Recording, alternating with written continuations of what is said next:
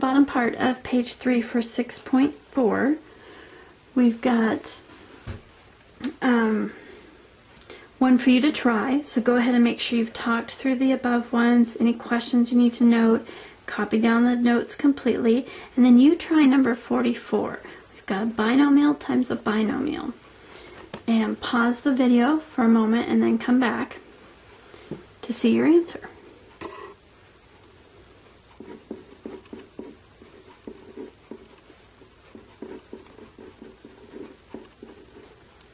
So you should have gotten 14x squared y squared minus 19xy minus 3. Now our last little note on page 3 is, what if you had something like number 74, where you have x squared y squared minus 5, the whole thing quantity squared.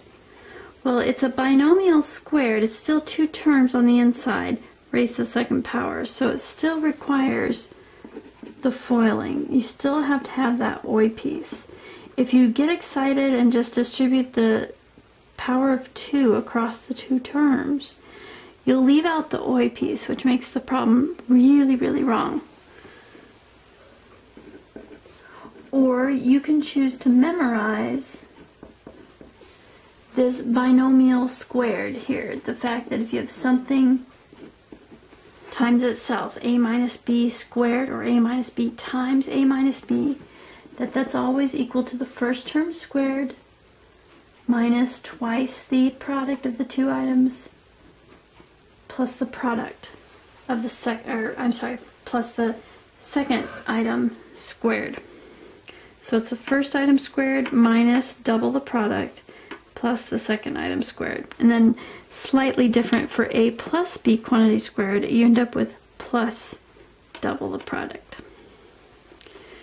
Okay, so 74 would look like this. Again, until you are really, really sure of yourself, I would write this out so that you avoid that temptation to distribute that 2 across here. You cannot distribute it. It does not give you the same answer.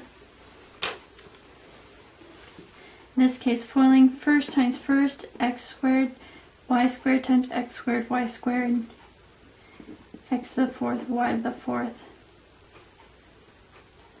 Outside, inside, two of the same things, minus 5 times x squared, y squared, minus another 5, x squared, y squared, there's that inside. And then plus negative 5 times negative 5 is 25. And like terms, x to the fourth, y to the fourth, minus 5xy squared will be a minus 10x squared, y squared, plus 25.